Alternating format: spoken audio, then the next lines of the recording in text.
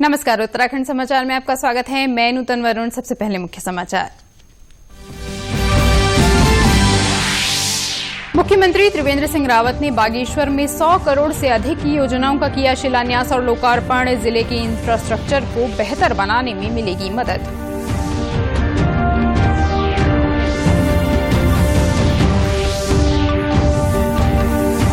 हरिद्वार में कोविड-19 जांच बढ़ाने के लिए मोबाइल आरटीपीसीआर और मोबाइल एंटीजन लैब के लिए जाएंगे सैंपल। जिलाधिकारी सी रविशंकर ने कहा, घनी आबादी वाले इलाकों में होगी कोविड जांच में सहूलियत। केदारनाथ धाम के मास्टर प्लान के तहत भूमि अधिग्रहण का प्रस्ताव बनाने के निर्देश। पर्यटन सचिव दिलीप जावलकर ने प्रभावित लोगों के पुनर्वास के लिए लैंड बैंक तैयार करने को कहा। और मुख्यमंत्री स्वरोजगार योजना के तहत आज कोटद्वार में अभ्यर्थियों का लिया गया साक्षात्कार। जिला उद्योग केंद्र के महाप्रबंधक ने कहा, अभ्यर्थियों को उनके कौशल के अनुरूप दिया जा रहा बढ़ावा। और अब समाचार विस्तार से। मुख्यमंत्री त्रिवेंद्र सिंह रावत ने आज बागेश्वर में 100 करोड़ से अधिक की 41 योजनाओं का शिलान्यास और लोकार्पण किया। यहां आयोजित कार्यक्रम में उन्होंने 85,13,000 रुपए की 27 योजनाओं का शिलान्यास किया, जबकि 26 करोड़ 73 लाख की 14 योजनाओं का लोकार्पण किया। उन्होंने कहा कि इससे जिले के बुनियादी ढांचे के विकास में मदद मिलेगी और अवस्थापना सुविधाएं बेहतर होंगी। करोड़ की योजनाओं का यहाँ पर शिलान्यास और लोकार्पण किया गया है। इसमें तमाम जो अवस्थापना सुविधाएं हैं वो उसके द्वारा विकसित की जाएंगी। ये दोनों विधानसभाओं में लगभग ये मानकर चलिए आपके 55 करोड़ अगर हम एवरेज देखें तो आज इसका यहाँ पर जनता को समर्पित किया गया। मुख्यमंत्री त्रिवेंद्र सिंह रावत जिले के अधिकारियों के साथ विकास योजनाओं की समीक्षा भी करेंगे। साथ ही बागेश्वर और पिथौरागढ़ में उन्होंने भाजपा जिला कार्यालय का लोकार्पण किया। हरिद्वार में कोविड-19 जांच के लिए जल्द ही मोबाइल आरटीपीसीआर लैब शुरू की जाएगी, जिसके बाद स्थानीय लोगों को जांच के लिए सैंपल बाहर नहीं भेजने पड़ेंगे और 24 घंटे में कोरोना जांच की रिपोर्ट मिल सकेगी। हरिद्वार के जिलाधिकारी सी रविशंकर ने बताया कि कोविड जांच बढ़ाने के लिए 3 निजी लैब के साथ भी करार किया गया है। निजी लैब भी अपने संसाधनों से कोविड की सैंपल ले सकेंगी। 2 अक्टूबर से माननीय मुख्यमंत्री जी के हाथों से जो है हमारा मोबाइल एंटीजन लैब शुभारंभ हो चुका है। तो इस प्रकार का हमारा जो है टेस्टिंग का जरूर जो है भविष्य में काफी सुधार दिखेगी। जैसे जैसे चुनौती बढ़ रही है तो इसके अतिरिक्त जो है प्राइवेट लैब्स के साथ एक टाइप किया गया है, जिसमें 3 प्राइवेट लैब्स के साथ अभी तक टाइप हो चुका है। वो भी अभी क्या करेंगे कि पहले तो हम लोग सैंपल कलेक्ट करके प्राइवेट लैब्स को देते थे, अभी भविष्य में प्राइवेट लैब्स अपना संसाधनों से भी खुद जो है वो कलेक्ट कर सकता है। हरिद्वार में इसी महीने 2 अक्टूबर से एक मोबाइल एंटीजन लैब भी शुरू की गई है। Deputy CMO doctor HD Shakya का कहना है कि स्वास्थ्यकर्मी मोबाइल वैन से घनी आबादी वाले इलाकों में कोविड जांच कर सकेंगे। साथ ही जो लोग किसी कारणवश अस्पताल नहीं आ सकते हैं, उनकी भी मोबाइल वैन से कोविड जांच की जा सकेगी।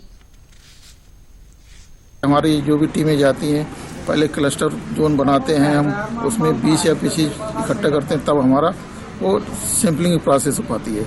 तो वो हमारी समस्या खत्म हो जाएगी। जैसे हमको 2-3 कहीं भी जैसे भी मिलते हैं वो इस लैब से तुरंत कलेक्ट हो जाए। कोरोना जागरूकता अभियान के तहत देहरादून में मिठाई के डिब्बों पर भी संक्रमण से बचाव के स्लोगन लिखे नजर आएंगे। जिला खाद्य सुरक्षा अधिकारी गणेश कंडवाल ने बताया कि त्योहार के उत्साह में लोग कोविड से बचाव के नियम भूल न जाएं, इसलिए मिठाई के डिब्बों पर ये स्लोगन लिखवाए जा रहे हैं कि जितने भी जो मिठाई विक्रेता हैं वो कोशिश करेंगे कि अपने यहाँ जो डब्बों के ऊपर कोरोना के जो संदेश, जैसे ये बीमारी है अभी जो इसमें अवेयरनेस की बहुत ज़्यादा जरूरत है, तो मास्क की अहमियत के बारे में, 2 गज की दूरी के बारे में, इसके अलावा जो है जब तक दवाई नहीं तब तक ढिलाई नहीं, कुछ स्लोगन जो है वो अपने डब्बों के ऊपर प्रिंट करवाएं। खाद्य सुरक्षा अधिकारी ने बताया कि अब सभी मिठाई की दुकानों पर मिठाई की मैन्युफैक्चरिंग और एक्सपायरी तारीख देना अनिवार्य कर दिया गया है।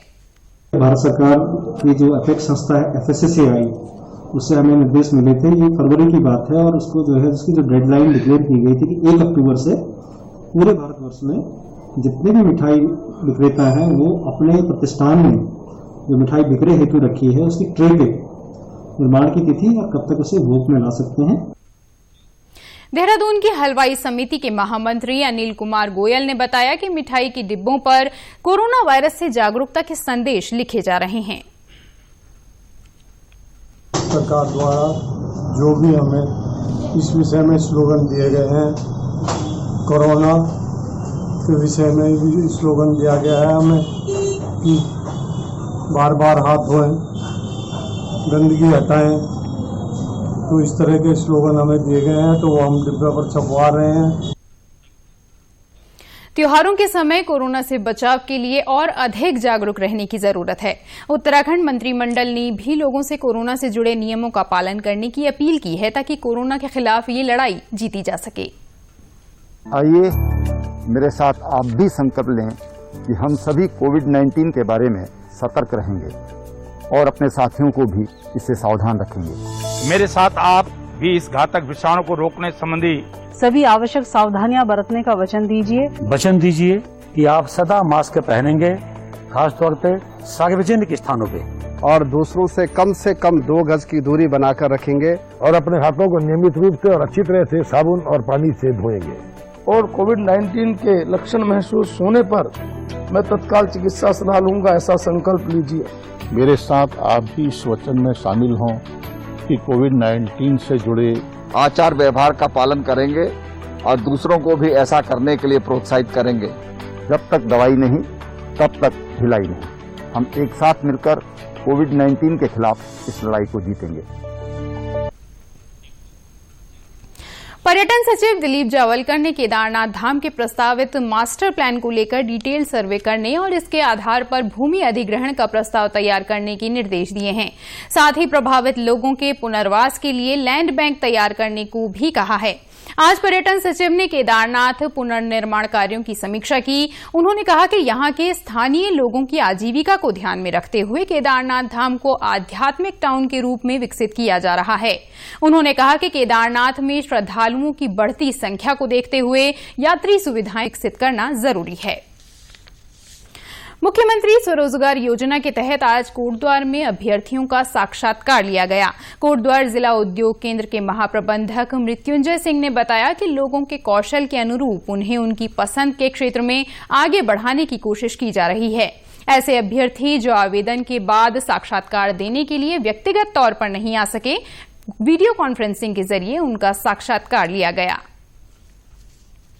पूरे जनपद से जो लाभार्थी हैं उनको साक्षात्कार लिया जा रहा है। खास तौर से पशुपालन, बकरी पालन, जनरल स्टोर के प्रोजेक्ट ज़्यादा इसमें आए हुए हैं। देखिए, जो बाहर से हैं, दूरस्थ क्षेत्रों के हैं, उनको हम ऑनलाइन साक्षात्कार ले रहे हैं। कमेटी उनका ऑनलाइन साक्षात्कार ली कि जिनको आने जाने में कोई उनको समस्या है तो उसको बाधा नहीं बनेगी इसमें।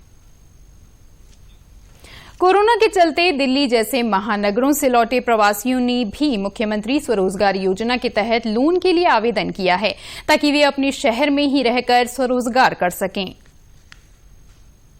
2 साल से जॉब पे था और इस कोविड के टाइम से थोड़ा सा जॉब में प्रॉब्लम आने लग गए, तो उस वजह से जॉब छूट गई मेरी। तो अब मैं अपने काम के लिए ये जो मुख्यमंत्री की स्वरोजगार योजना है इसके थ्रू लोन लेने आया हूँ यहाँ पर, और मैं अपना सिद्धबली में अपना काम करना चाहता हूँ जेमस्टोन्स का। इससे पहले मैं कोचिंग सेंटर्स के साथ काम कर रही थी, तो मैं यहाँ पे एक अपना कोचिंग सेंटर स्टार्ट करना चाहती हूँ।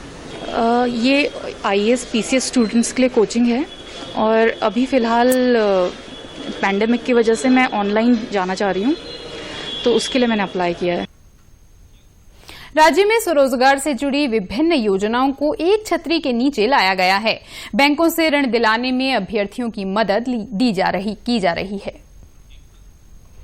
रुद्रपुर नगर निगम ने स्वयं सहायता समूहों की मदद से कबाड़ से जुगाड़ की एक अनोखी पहल की है। प्लास्टिक और अन्य बेकार वस्तुओं के इस्तेमाल से निगम परिसर का सौंदर्यीकरण किया गया है। स्थानीय स्वयं सहायता समूह से जुड़ी महिलाएं कुमाऊनी ऐंपड़ कला के साथ कबाड़ से बनी सजावटी वस्तुओं से सौंदर्यीकरण का कार्य कर रही हैं। इससे महिलाओं को भी आजीविका मिली है। सारथी स्वयं सहायता समूह की अध्यक्ष पूनम गिल का कहना है कि इस कार्य से वे पर्यावरण संरक्षण और स्वच्छता के प्रति लोगों को जागरूक कर रही हैं। जो हमारे यहाँ बोतलें हैं जो बहुत हानिकारक हो गई हैं, है ना, तो हम क्या करते हैं, उन बोतलों का हमने उनको रिड्यूस करके उनको डेकोरेशन का काम करना किया है। इसके बाद झालरों का, झूमर का यूज़ किया है। साथ साथ अभी हम लोगों ने और भी काम कर रहे हैं, जैसे लॉन्ग कॉटन बत्तियाँ, धूप बत्ती, अगरबत्ती, सजावट की बहुत सारी वेस्ट मटेरियल्स में। रुद्रपुर की मुख्य नगर आयुक्त रिंकू बिष्ट ने बताया कि जल्द ही शहर के चौराहों और डिवाइडर पर भी इस तरह का कार्य शुरू किया जाएगा। हम इसके शहर के अन्य स्थानों पर भी, जैसे पार्क हो गए, हमारी जो सार्वजनिक दीवारें हैं उसमें म्यूरल्स, और हमारे जो आप डिवाइडर्स देख रहे हैं इस पर भी हमने कुछ शहर के सम्भ्रांत लोगों को लेकर एक मुहिम छेड़ी है कि हम लोग पर्यावरण की रक्षा के लिए अपने शहर को सुंदर बनाने में हम यहाँ के नागरिकों के सहयोग से कार्य करेंगे। रुद्रपुर के मेयर रामपाल का कहना है कि कबाड़ से जुगाड़ का प्रयास निगम परिसर को आकर्षक बना रहा है, साथ ही लोगों को बेकार हो चुके सामानों को रीयूज करने का भी संदेश दे रहा है। हमने जो आप देख रहे हैं, जो खाली बोतल्स हैं, जो एक तरीके का कबाड़ है, उसमें कलर करके, और जो हमारे महिला समूह है उनको साथ में जोड़कर हम लोगों ने एक रंगोली बनाई है। तो इस तरीके से यहाँ पर जो हमारा फाउंटेन था, जो बिल्कुल बदहाल स्थिति में था, वो बहुत ही कम पैसों में, और हमने एक खूबसूरत सी एक चीज़ बना ली है ताकि निगम में कोई भी आए तो वो कम से कम एक अट्रैक्ट होकर आए और देखे कि हाँ कोई चीज़ है। गाय का गोबर खेती बाड़ी में तो प्रयोग होता ही है, लेकिन पौड़ी की नीलम नेगी गोबर से अनूठी और रचनात्मक वस्तुएं तैयार कर रही हैं। वे गोबर से मूर्तियां, दीपक और गमले बना रही हैं। सतपुली के पास मलेठी गांव में नीलम ने प्रशिक्षण केंद्र शुरू किया है, जिसमें वे लोगों को गोबर से वस्तुएं बनाने का प्रशिक्षण देती हैं। वे बताती हैं कि गांव में खेती कम होने के चलते गोबर अधिकतर जलाने के काम में ही आता था, इसलिए उन्होंने गोबर का इस्तेमाल नई तरीके से करने की योजना बनाई। हमने एक नए रूप में सोचा तो क्यों ना हम गोबर के गमले बना के और उसमें नर्सरी तरीके से करें, पौधे को और पर्यावरण को भी हम सुरक्षित रख सकते हैं। भाई जी, गमले के साथ साथ हम लोगों ने जैसे गणपति जी हैं, दिए हैं, गणपति जी 3 अलग अलग साइज में हैं, दिए के कई तरीके के मॉडल हैं। भूपेंद्र सिंह राणा अल्मोड़ा के द्वाराहाट से यहां गोबर से बनी चीजें बनाने का प्रशिक्षण लेने आए हैं।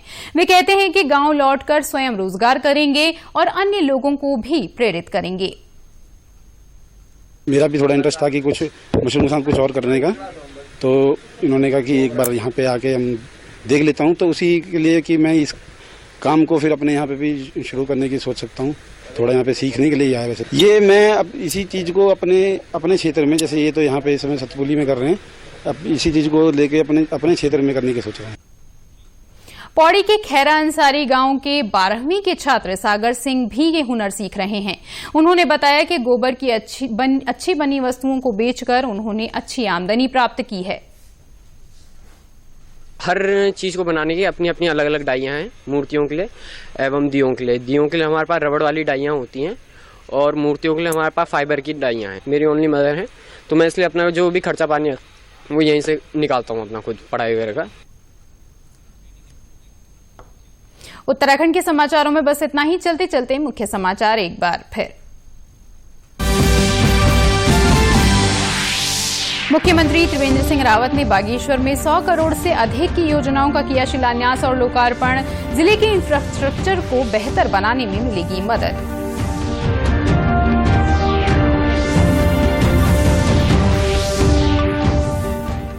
हरिद्वार में कोविड-19 जांच बढ़ाने के लिए मोबाइल आरटी-पीसीआर और मोबाइल एंटीजन लैब से लिए जाएंगे सैंपल। जिलाधिकारी सी रविशंकर ने कहा, घनी आबादी वाले इलाकों में होगी कोविड जांच में सहूलियत। केदारनाथ धाम के मास्टर प्लान के तहत भूमि अधिग्रहण का प्रस्ताव बनाने के निर्देश। पर्यटन सचिव दिलीप जावलकर ने प्रभावित लोगों के पुनर्वास के लिए लैंड बैंक तैयार करने को कहा। और मुख्यमंत्री स्वरोजगार योजना के तहत आज कोटद्वार में अभ्यर्थियों का लिया गया साक्षात्कार। जिला उद्योग केंद्र के महाप्रबंधक ने कहा, अभ्यर्थियों को उनके कौशल के अनुरूप दिया जा रहा बढ़ावा।